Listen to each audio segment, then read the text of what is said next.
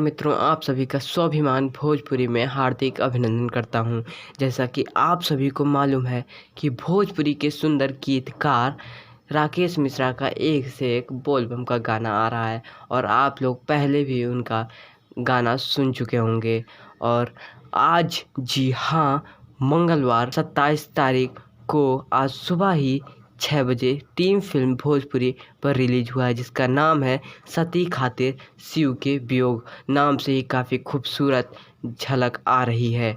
इसको लिखा है अंगद मंजय गजाई ने और इसको म्यूज़िक से काफ़ी सुंदर सजा दिया है रवि राज देवा ने।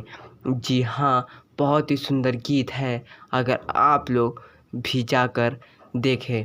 और गाने के साथ साथ इसकी वीडियो भी काफ़ी खूबसूरत दिखाई दे रही है। अगर आप लोग नहीं देखे हैं और हमारे वीडियो के माध्यम से देख रहे हैं तो चैनल को सब्सक्राइब जरूर कर लीजिएगा। ऐसे ही वीडियो लाता रहूँगा। धन्यवाद।